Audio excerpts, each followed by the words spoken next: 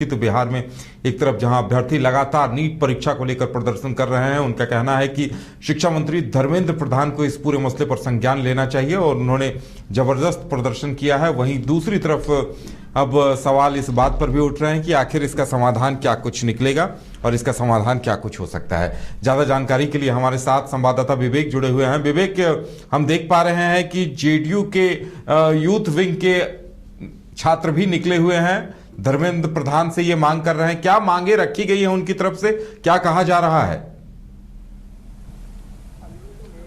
जी बिल्कुल, ये JDU wing के छात्र नहीं है बल्कि आरजेडी विंग के जो छात्र नेता हैं वो लोग धर्मेंद्र प्रधान के खिलाफ पटना के आयकर गोलंबर पर प्रदर्शन किया। जिस तरीके से नीट यूजी का जो रिजल्ट में धांधली हुई है और उस पर अभी तक जो कही जाए तो धर्मेंद्र प्रधान मानने को तैयार नहीं है कि इसमें गड़बड़ी हुई है। लेकिन जो आरजेडी के जो तमाम जो लोग हैं, चाहे वो विपक्ष के तमाम नेता लोग हैं, ऐसे हैं जो तमाम इस रिजल्ट का विरोध कर रहे हैं कि जो रिजल्ट जो जारी हुई इसमें कहीं ना कहीं एक बड़े स्कैम हुआ है। बता दें कि ऐसे में जो एनटीए जो 2019 से जो एग्जाम ले रही थी नीट का, और एनटीए पर भी सवाल खड़ा हो गया कि जो एक प्रतिष्ठित संस्थान है उस पर भी सवाल खड़ा हो गया। लेकिन इस सबों के बीच में अगर कही जाए तो बिहार सरकार ने एक बड़ा आदेश जारी किया है। जो बिहार सरकार ने जो 12 लाख रोजगार के लिए जो लक्ष्य रखा है कि वो रोजगार में अब जो है एक नया कानून लाने वाले हैं। नया कानून जो अगला जो सत्र होगा वो सत्र में एक कानून को पास किया जाएगा। उस कानून में ये होगा कि जो पेपर लीक हो रहा है उस पेपर लीक के एक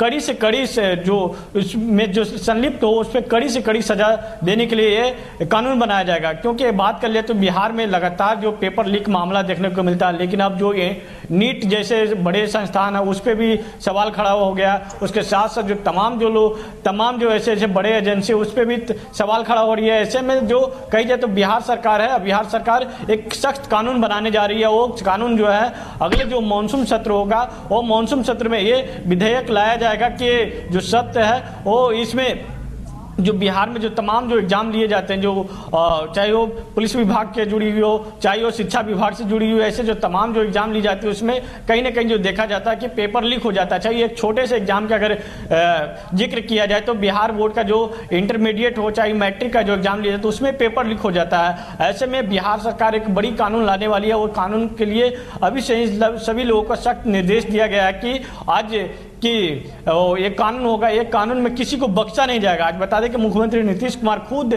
जो है तमाम अधिकारियों के साथ बैठक की और बैठक के बाद ये निर्णय लिया है कि ये जो कानून है कानून अगले सत्र में लाया जाएगा। लेकिन जो नीट का जो मामला है, नीट का मामला बिहार भर में ही नहीं बल्कि पूरे देश में ये हंगामा है। लेकिन अभी तक जो बात कर लीजिए तो शिक्षा विभाग और चाहिए एनटीए अभी तक मानने को तैयार नहीं कि पेपर लीक हुई है। जी उदय, चलिए विवेक, देखने वाली बात ये होगी कि आगे इस पर क्या होता है। विवेक, एक और खबर चर्चा में रही। एक तरफ तो देखिए आरजेडी की तरफ से ये मांग की गई कि रेल मंत्री अश्विनी वैष्णव इस्तीफा दें क्योंकि ये जो दुर्घटना हुई है उसके लिए वो जिम्मेदार है। वहीं दूसरी तरफ राबड़ी देवी ने इस पर रिएक्शन देते हुए ये कह दिया कि ममता बनर्जी समझेंगी।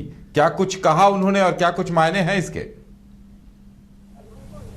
जी बिल्कुल, जिस तरीके से रेल घटना हुई है उसको लेकर जो पूरे देश में तो सियासत गर्म ही है। लेकिन जो ये घटना घटी जो बिहार से सटे जो किशनगंज जिले के जो सटे बॉर्डर है उस बॉर्डर पे घटना घटी, उसके बाद साथ ये बंगाल का जो अधीन में आता है। लेकिन इस पर जो कही जाए तो अश्नवी वैष्णव को लेकर पिछले बार भी जब देखा था बालासोर में जब घटना घटी थी उस समय भी अश्नवी वैष्णव को लेकर कहा जा रहा था कि इस्तीफा दे। और बता दें कि जो इस बार भी अश्नवी वैष्णव को रेल मंत्री बनाया गया।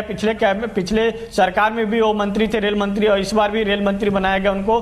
अरे ऐसे में जो देखना होगा कि ममता बनर्जी क्या कुछ संज्ञान लेती हैं और क्या कुछ मुआवजे के ऐलान करते हैं। लेकिन मुआवजे से पहले जो कही जाए तो पूरे प्रदेश में सियासत गर्म है। एक तरफ जहां बिहार के पूर्व मुख्यमंत्री राबड़ी देवी ने जिस तरीके से कहा कि जो ये मामला है, जो मामला केंद्र सरकार से जुड़ी मामला है, हमारे प्रदेश में इस तरीके की घटना नहीं घटी है, लेकिन जो है घटी है। तो ऐसे में ममता बनर्जी जवाब देगी और साथ ही साथ जो केंद्र सरकार है वो जवाब देगी कि किस तरीके से एक घटना घटी है। लेकिन अभी तक जो अपडेट है इस घटना में लगभग 15 लोगों की मौत हो गई है और कई लोग घायल हैं। लेकिन जो अब देखना होगा कि रेल मंत्री इस पर क्या कुछ संज्ञान लेते हैं और साथ ही साथ ममता बनर्जी जो पश्चिम बंगाल के मुख्यमंत्री हो क्या कुछ संज्ञान लेती हैं। जी चलिए विवेक, हमारे साथ जुड़ने के लिए और तमाम जानकारी देने के लिए आपका बहुत बहुत धन्यवाद।